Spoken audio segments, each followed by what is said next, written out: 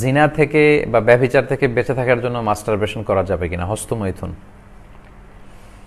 না সম্মানিত ভাই, এটা আপনি করতে পারবেন না।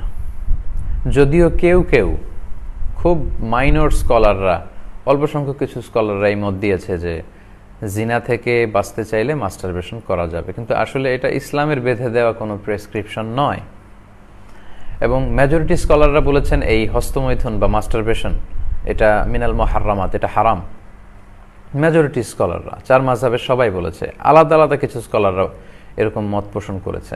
আল্লাহ সূরাতুল মুমিনুন, আল্লাহ যখন মুমিনদের গুনাহগুলির কথা বলছেন, আল্লাহ বলছেন ওয়াল্লাযীনা হুম লিফুরুজিহিম হাফিযুন, বিশ্বাসী বান্দাদের বৈশিষ্ট্য তো এই যে তারা তাদের প্রাইভেটকে হেফাজত করবে, মানে তাদের লজ্জাস্থানের হেফাজত করবে। এটা অত্যন্ত গুরুত্বপূর্ণ।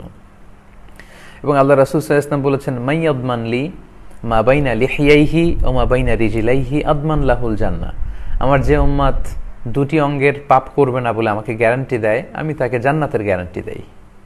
তার একটি হচ্ছে দুই চোয়ালের মাঝখানে যা আছে মানে জিহ্বা, আর দুই পায়ের মাঝখানে যা আছে মানে লজ্জাস্থান। এই দুইটি অঙ্গের পাপ যদি কেউ না করে তাকে বিষ্ণু ইসলাম জান্নাতের গ্যারান্টি দিয়েছেন। এবং সূরাতুল মুমিনুনের ওই আয়াতেই আল্লাহ বলছেন যে যারা স্ত্রী ছাড়া বিবাহ বহির্ভূত কোনো উপায়ে তার সেক্সুয়াল প্লেজারকে ফুলফিল করতে চাইবে ফাউলাইকা হুমুল আদুন, খুব সুস্পষ্ট আল্লাহ বলেছেন যে তারা সীমা লঙ্ঘনকারী। এবং স্কলাররা এই আয়াতটাকেই দলিল হিসেবে পেশ করেন মাস্টারবেশন হারাম হওয়ার ব্যাপারে, যে তারা সীমা লঙ্ঘনকারী, এটা কবিরা গুনাহ, এটা করা যাবে না। সো যারা বলে যে জিনা থেকে বাঁচতে মাস্টারবেশন, না, এটা সমাধান নয়। আমরা যদি ইসলামিক সলিউশনের দিকে খেয়াল করি তাহলে দেখব যে আল্লাহ কোরআনে ধৈর্য ধারণ করতে বলেছেন, বিয়ে করতে বলেছেন, ওয়ালিয়াস্তাফিফিল্লাযীনা লা ইয়াজিদুনা নিকাহান হাত্তা ইউগনিয়াহুমুল্লাহ, আল্লাহ কাউকে সামর্থ্য দেওয়ার আগ পর্যন্ত সেজন্য নিজেকে বাঁচিয়ে রাখে, পবিত্র অবস্থায় থাকে, সেজন্য ধৈর্য ধারণ করে। এবং আল্লাহ রাসূল সাল্লাল্লাহু আলাইহি ওয়াসাল্লাম যুবকদেরকে উদ্দেশ্য করে বলেছেন ইয়ামা আশারাশ শাবাব, হে যুবক সম্প্রদায়, মান ইসতাতা মিনকুমুল বাআতা ফালিয়াতাযাওয়াজ, তোমাদের মধ্য থেকে যাদের শারীরিক সামর্থ্য আছে, আর্থিক সঙ্গতি আছে, তারা বিয়ে করো। তো প্রেসক্রিপশন হচ্ছে নাম্বার 1 হচ্ছে বিয়ে। আপনি হালাল উপায়ে যদি আপনার যৌবনকে উপভোগ করতে চান, আপনি বিয়ে করুন। বিয়ের চেয়ে ভালো কাজ আর হতে পারে না, সব নবীদের সুন্নাহ।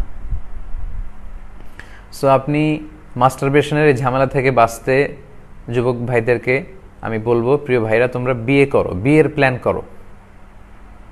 কেননা ফাইন্নাহু আগাদ্দু লিল বাসার, আল্লাহ রাসূল সাল্লাল্লাহু আলাইহি ওয়াসাল্লাম বলেছেন চোখকে সংযত রাখার একটা চমৎকার মাধ্যম হচ্ছে বিয়ে। আপনি যদি বিয়ে করেন এবং স্ত্রীর সাথে আপনি সময় কাটান, আপনার এদিক সেদিক চোখ যাবে না, নজর যাবে না। ওয়া আহসানু লিল ফারাজ, এবং চরিত্র হেফাজত বা লজ্জাস্থানের হেফাজতের একটা বড় মাধ্যম হচ্ছে বিয়ে। ওমান লাম ইয়াস্তাতি' ফাআলাইহি বিসসাওম, আর যার পক্ষে বিয়ে করার হয়তো টাকা নেই বা শারীরিক সামর্থ্য নেই, সব মিলে হয়ে উঠছে না ব্যাটে বলে, আল্লাহ রাসূল সাল্লাল্লাহু আলাইহি ওয়াসাল্লাম যে প্রেসক্রিপশন দিয়েছেন সেটা হচ্ছে ফাআলাইহি বিসসাওম, হি শুড ফাস্ট, তার রোজা রাখা উচিত।